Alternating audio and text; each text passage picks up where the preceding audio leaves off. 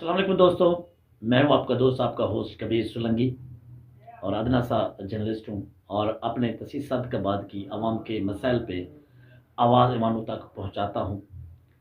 تو مجھے بہت دکھ ہو رہا ہے مخدوم ایم محمود صاحب، آپ بہت ہی سیاسی کا دبر شخصیت ہے، ہمارے لیے بھی قابل احترام ہے۔ الفاظوں کے ذریعے جو ہے غریبوں پہ ظلم کرتے ہیں، جس طرح پچھلی بار سوشل میڈیا پہ وائرل ہوئی تھی کہ مخدوم صاحب کہہ رہے ہیں کہ فلاں ڈیزل جو ہے، پیٹرول جو ہے اتنا مہنگا ہو جائے عوام کے لیے، پھر ان کے جو کرندے ہیں، ان کے جو چاہنے والے ہیں، پھر انہوں نے پوسٹیں بھی کی، تردید بھی کی کہ مخدوم صاحب کا یہ بیان نہیں ہے، مخدوم صاحب ایسا نہیں کہہ رہے، تو بات ختم ہو گئی تھی۔ اب تو مخدوم صاحب کا ویڈیو بیان بھی جاری ہو چکا ہے، جس میں واضح طور پہ مخدوم صاحب کہہ رہے ہیں کہ پیٹرول اتنا ہونا چاہیے، 500 لیٹر 600 روپے لیٹر ہونا چاہیے۔ تو مخدوم صاحب، آپ کے لیے یہ ایک عام سی بات ہے، کیونکہ آپ تو ڈیلی کا جہاز پہ جاتے ہیں، جہاز پہ آتے ہیں، لیکن افسوس یہاں جو آپ مزے لے رہے ہیں، عوام کے ووٹ سے آپ یہاں تک پہنچے ہیں۔ میں دیکھتا ہوں یہ عوام آپ کو ووٹ نہ دے، پھر میں دیکھتا ہوں آپ اسی جہازوں پہ چڑھیں۔ آپ کو اللہ نے دیا ہے، اس طرح غرور نہ کریں، غریبوں کے ساتھ ظلم زیادتیاں نہ کریں۔ مخدوم صاحب، آپ تو سابق گورنر تھے، آپ نے سابق گورنر میں غریبوں کو اپنے علاقوں میں B S C M S C لڑکے تعلیم یافتہ تھے، ان کو بھی جاب نہیں دی۔ آپ بات ٹھیک کہتے ہیں مخدوم صاحب، آپ بالکل ٹھیک کہتے ہیں، قصور ہمارا ہے، کیونکہ ہم آپ کو ووٹ دیتے ہیں نا، قصور ہمارا ہے، آپ کا قصور نہیں ہے۔ آپ لندن میں بھی جائیں تو آپ کے لیے ایسے جیسے جمال الدین والی شوگر مل کے گیٹ پہ پہنچے ہوں، یا کمرے سے نکل کر گیٹ تک پہنچے ہو، آپ کے لیے تو اتنا فاصلہ ہے، لیکن غریب کے لیے بس کیا کہہ سکتا ہوں مخدوم صاحب، آپ ایک سید ہو کر اپنی امتی کے لیے اس طرح سوچ رہے ہیں عوام کے لیے، تو میں یہ سمجھتا ہوں کہ اب بھی اگر عوام کو شعور نہ آیا تو کب آئے گا؟ تو مخدوم صاحب، آپ یہ افورڈ کر سکتے ہیں۔ آپ نے کہا کہ 500 لیٹر ہونا چاہیے، اگر میرے پاس اختیارات ہوتے میں 500 کر لیتا پیٹرول کی، 600 کر دیتا۔ آپ کر سکتے ہیں، آپ 6 لاکھ روپے بھی افورڈ کر سکتے ہیں مخدوم صاحب، لیکن ہم غریب لوگ نہیں کر سکتے۔ آپ کے پاس اللہ نے دولت دی ہے، آپ کے پاس اختیارات بھی ہیں، آپ کر سکتے ہیں۔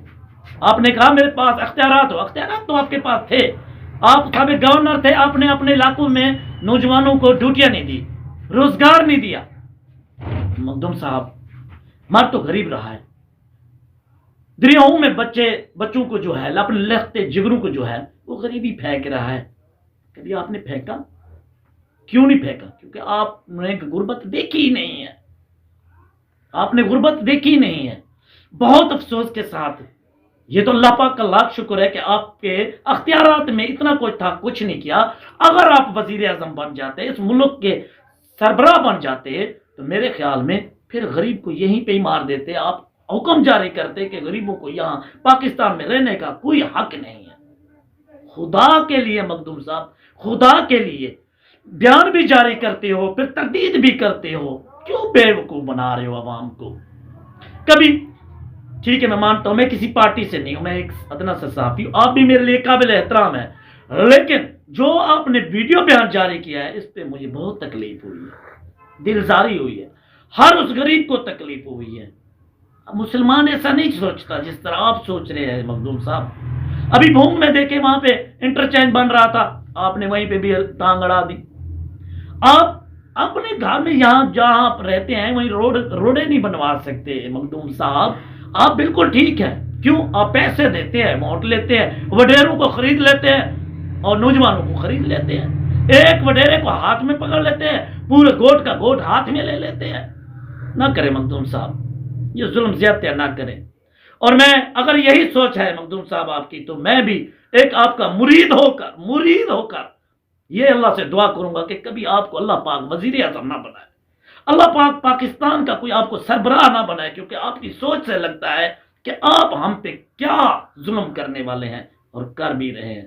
تو مخدوم صاحب، خدا اپنے بچوں کی طرح اس غریب عوام کے بچوں کو بھی اپنے بچے سمجھیں گے، اس کا اجر جو ہے وہ رب تعالیٰ دے گا، لیکن میں نہیں سمجھتا کہ آپ ہمیں اپنے بچے سمجھتے ہو، کیونکہ عوام جو ہے وہ اس وقت مہنگائی کی چکی میں پس رہی ہے، گھر میں آٹا نہیں ہے۔ مخدوم صاحب، ایک بات بتاؤں آپ کو، ایک بات بتاؤں، میرے ساتھ ہمسائے ہے، بیوہ خاتون ہے، ان کے گھر آٹا نہیں تھا، اس نے واشنگ مشین جو ہے قسطوں پہ لی ہے، اب وہی بیچ کے وہ آٹا لے رہی ہے.